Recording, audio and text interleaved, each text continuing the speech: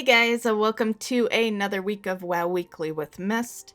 And for this week we have Time Walking. It's gonna be the Burning Crusade version. And PvP Classic Asheron is back, so cool. I'm always waiting around for that one. Every year, twice a year roughly.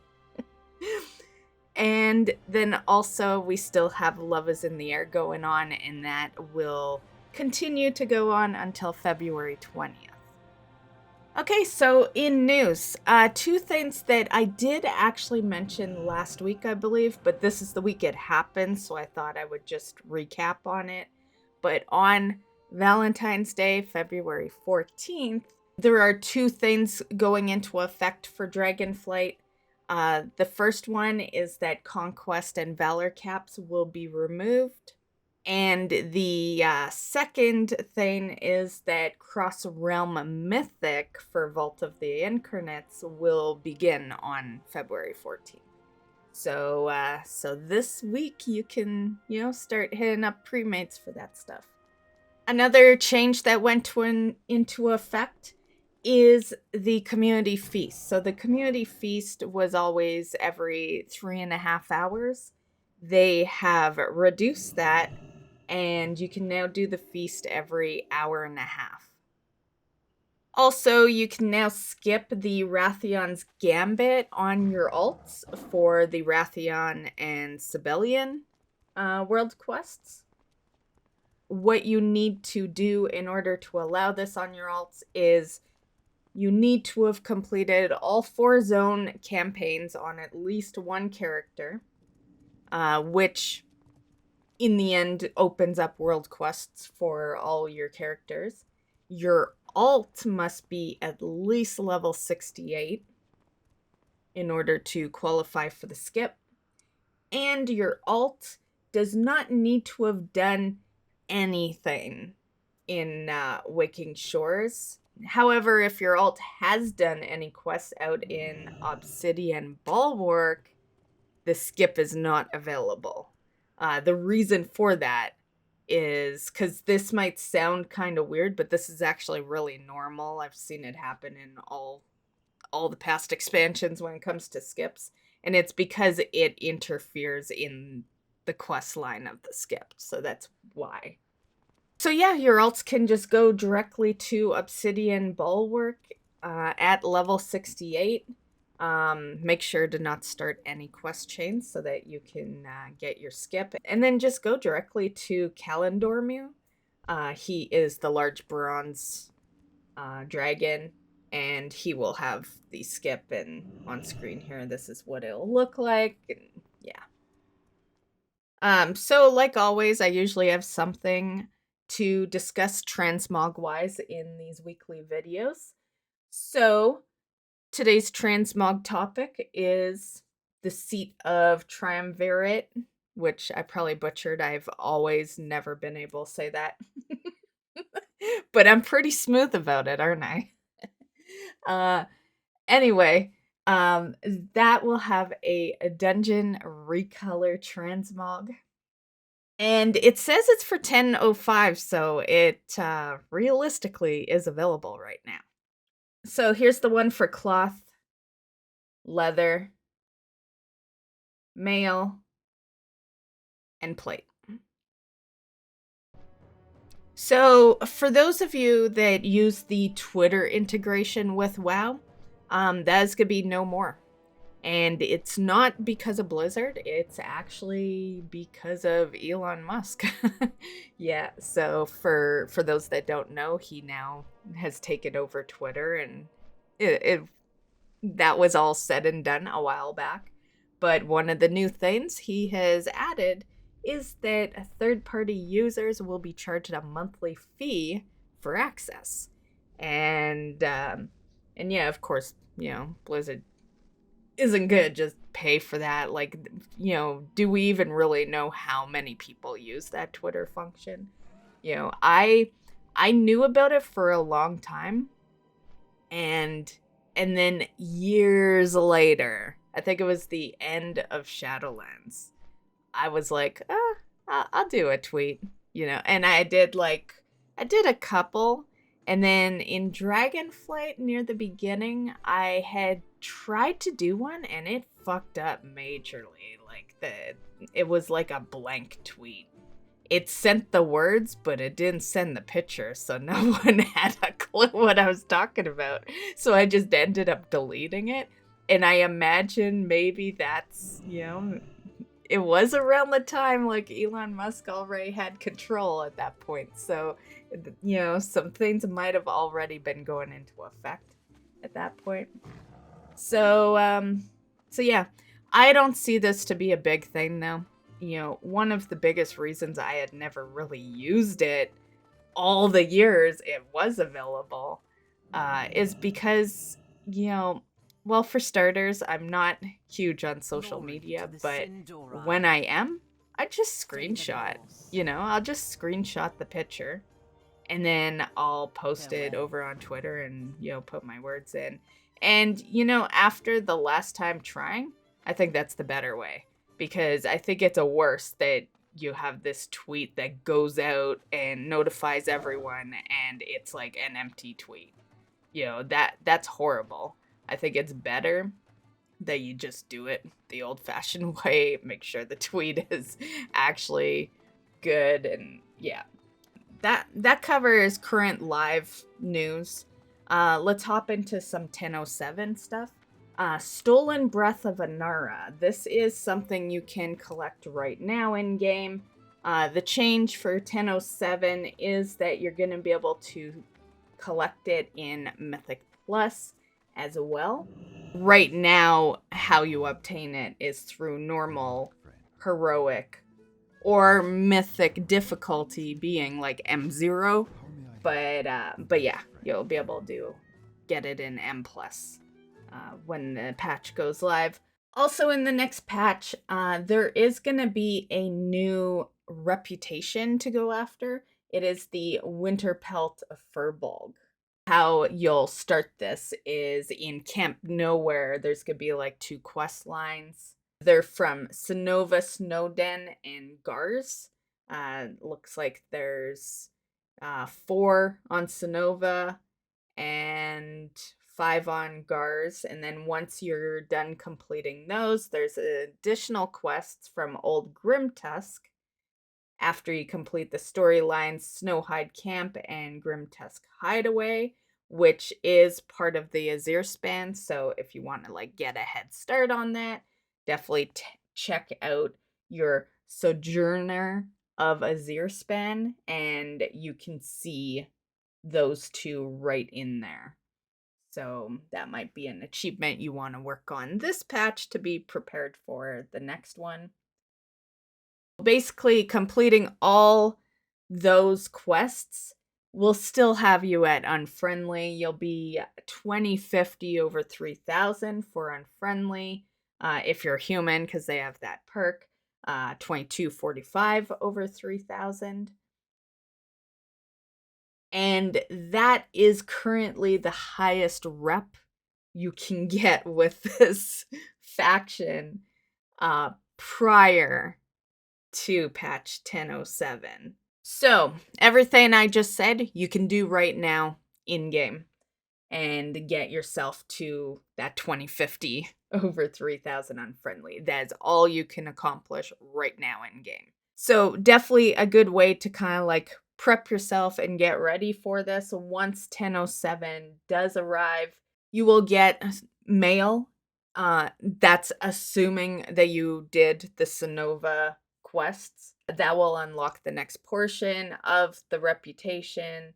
So this rep will be done very similar to Timbermaw Hold if you did do that one. There's going to be some artifacts you can hand in. It seems to get you skill in language. And for every 25 points in your Furbolg language, you unlock a new quick quest line with that faction that tells you more about their backstory.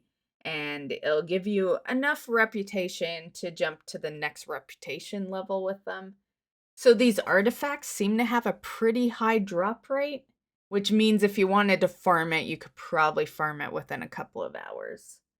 So there is an achievement attached to this, and it is called Winterpelt Conversationalists. And basically, it's to reach 100 skill in the Winterpelt language. So that implies that you might actually be able to speak in Furbolg. Okay, so as for rewards, at Friendly, you'll get the Winterpelt Totem. This is an item level 392 primary stat trinket, and it summons a Winterpelt totem at your location for 20 seconds. Party members near the totem have a high chance of dealing extra nature damage on abilities and spells, and damage is increased for Furbolg allies. At Honored, you'll be able to get reading glasses. This is a toy that gives your character reading glasses for 5 minutes. But it says it can be quite uncomfortable for the eyes. At Revered, you will get another trinket, the Defender of the Winterpelt. It's an item level 395 primary stat trinket that gives you a low chance on abilities and spells to summon a Furbolg ally to defend you for 30 seconds. And then Exalted, you will get another toy, and it's called Primal Stave of Claw and Fur. And this will transform you into a Winterpelt, a Furbolg, for 5 minutes. It has a 10-minute cooldown. Definitely the Dragonflight version of the Stave of Fur and Claw, because there is a similar one. There's Stave of Fur and Claw, which has been in the game for a long time now. And then this one's the Primal. If you don't have the old one, how you get that is through the Timbermaw hold rep. You need to be exalted. If you're not interested in collecting both, the Dragonflight version, this one is the better one. Basically, the difference is that the old Timbermaw hold one lasted 3 minutes. This one lasts 5. And then also the obvious, this one's white. The Timbermaw one is brown. Personally, I still think the two are worth collecting, just because they are different, and it is a different color. Yeah. But if you're not a person that likes to just collect everything and you just kind of want to pick one out of the two, there's your info. You can kind of decide from there which one you like better.